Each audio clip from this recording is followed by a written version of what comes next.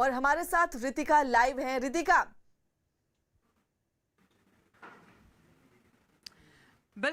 बिल्कुल शिवानी, देखिए देश सहित अलग अलग राज्यों में आज स्कूल्स खुलने जा रहे हैं और हर कोई जानना चाहता है कि किन किन सावधानियों के साथ स्कूल्स आज खोलने का फैसला लिया गया है। और आज पहला दिन है। इस वक्त मेरे साथ दिल्ली के उप मुख्यमंत्री और शिक्षा मंत्री मनीष सिसोदिया जी मौजूद है, जिनसे सीधे तौर पर जान लेते हैं। क्योंकि देखिए हर कोई सर इस फैसले का स्वागत तो कर रहा है, लेकिन दूसरी तरफ पेरेंट्स चिंतित है, अभिभावक चिंतित है अपने बच्चों की सुरक्षा को लेकर। तो सबसे पहले आप उन पेरेंट्स को क्या कुछ भरोसा दिलाएंगे, क्या कुछ यकीन देंगे ताकि वो चिंतित ना रहें?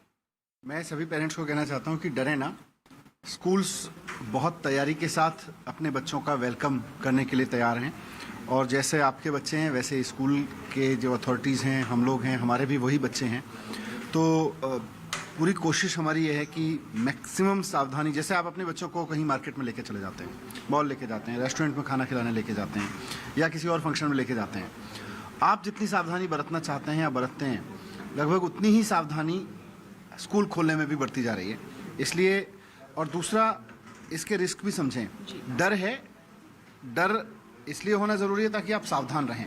बच्चे को भी पूरी तरह से समझा के भेजें कि कैजुअल अप्रोच ना ले, किसी की बोतल से पानी वानी ना पिए, किसी से फूड शेयरिंग वगैरह ना करें। लेकिन साथ साथ में ये भी देखना है कि हम अपने बच्चों की पढ़ाई में कमी का कितना रिस्क उठाना चाहते हैं। हम चाहे जो बात कर लें, लेकिन ऑफलाइन क्लास एक्चुअली बच्चों को स्कूल बुलाने पे जो पढ़ाई होती है वो कभी भी ऑनलाइन से हो नहीं सकती है। तो बच्चों की पढ़ाई का नुकसान हो रहा है। अब हम कितने समय तक इस नुकसान को और बर्दाश्त कर सकते हैं, विज़ावी कोरोना के रिस्क के बीच सावधानी से हम कितने बच्चों को स्कूल बुला सकते हैं, इसके बारे में एक अब तुलना करनी है। पेरेंट्स को भी, सबको ये सोचना है, हमें भी सोचना है। इसीलिए सरकार ने फैसला लिया कि हम स्कूल खोलते हैं। और ऐसा नहीं कि अचानक ले लिया, देश के कई राज्यों में स्कूल खुले हैं, उन सब के अनुभव के बाद लिया है। सर, आपने सर्वे भी करवाया था जिसमें ज्यादातर लोगों की तरफ से यही कहा गया था कि हाँ स्कूल्स खोलने चाहिए, लेकिन दूसरी ही तरफ आप देखिए, क्योंकि पंजाब से भी ऐसी खबरें सामने आई थी कि स्कूल्स खुलने के बाद कोरोना के केसेस बढ़े, तो ऐसे में अब तैयारियां क्या कुछ एक्स्ट्रा होगी? स्कूल पूरे देश में खुले हैं। हम तो लगभग last row of opening schools में हैं। जिन राज्यों में सबसे लास्ट में स्कूल खुल रहे हैं, हम उन राज्यों में से हैं। और हमने बाकी राज्यों का एक्सपीरियंस देखा।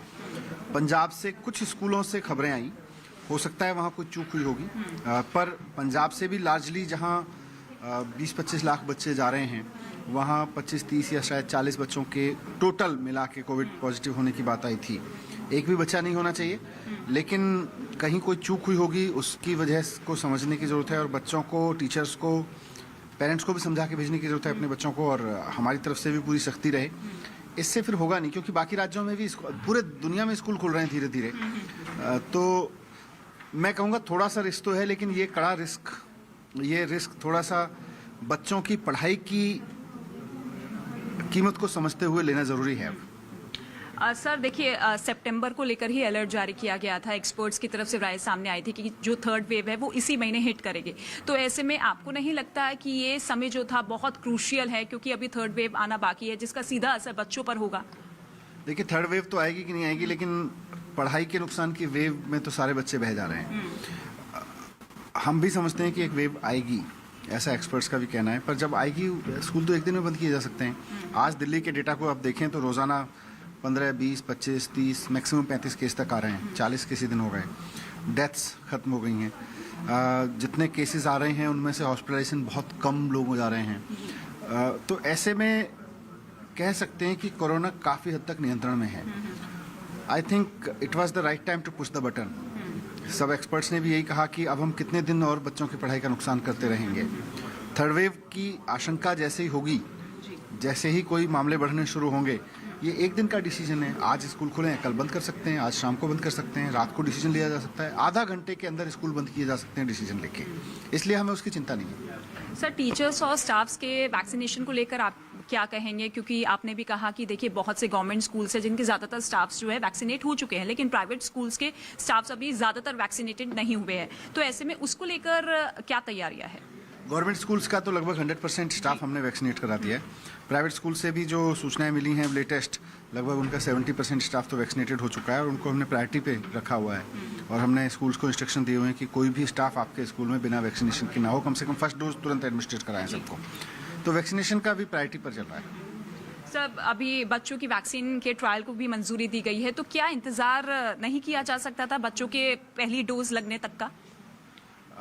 किया तो बहुत कुछ जा सकता है, लेकिन जब मैं बच्चों की शक्ल की तरफ देखता हूँ, जब मुझे बच्चे मिलते हैं, जब उनके पेरेंट्स मिलते हैं, तो वो कहते हैं जी और कितना नुकसान हम अपने बच्चों का सहें। और बहुत बड़ी संख्या में पेरेंट्स ने, आप वो मेल्स देखिए, जब मैंने मेल्स मंगाए थे, मैंने खुद पढ़ा बहुत सारे मेल्स को, मतलब it's like appealing, parents appeal कर रहे हैं जी किसी तरह से खोल दीजिए, बहुत हो गया।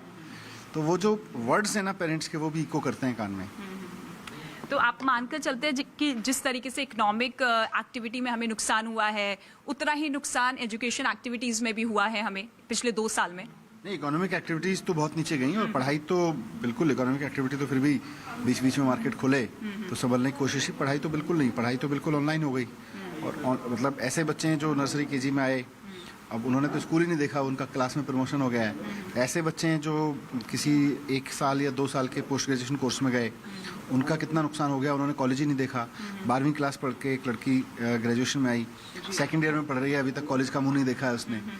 तो एक बंद कमरे में, बड़े से बड़ा नाम है कॉलेज का, लेकिन कुल मिला के अपने घर के एक कमरे में वो कॉलेज से मिट गया है। तो अब खोलना ज़रूरी हो गया है स्कूलों को, कॉलेजेस को, और आज कॉलेजेस भी खुल रहे हैं। बिल्कुल। और सर, अगर बाकी कॉलेजेस और स्कूल्स अगर खुलेंगे तो चरणबद्ध तरीके से खुलेंगे, तो ऐसे में चैलेंज आपके सामने भी बहुत ज़्यादा है, क्योंकि अगर आपने इस चीज़ को कंट्रोल कर लिया तो बाकी प्राइवेट स्कूल, कॉलेजेस, यूनिवर्सिटीज़ फिर खुलेंगी।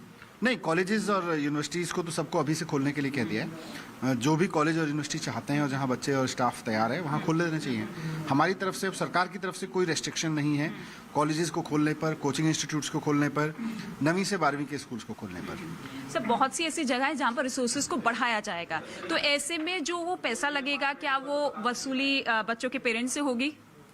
नहीं, रिसोर्सेज को तो बढ़ाने की बात नहीं है। अभी तो 9वीं से 12वीं के बच्चों के लिए स्कूल खोलने की बात हुई है, तो सभी स्कूल्स में उससे ज़्यादा रिसोर्सेज हैं। और अगर कहीं रिसोर्सेज लगेंगे और उसको मतलब स्कूल के पास पैसा है, तो क्या ज़रूरत है पेरेंट्स से लेने की। ठीक है, बहुत शुक्रिया सर हमसे बातचीत करने के लिए। तो आपने सुना मनीष सिसोदिया जी को, जिनका साफ तौर पे कहना है कि देखिए तैयारियां पुख्ता है, डरने की जरूरत नहीं है, और सभी से अपील करते हुए कि आप अपने बच्चों को जरूर भेजें, क्योंकि नुकसान बहुत हो चुका है, लेकिन अब हम नुकसान नहीं झेल सकते हैं। शिवानी। तो न्यूज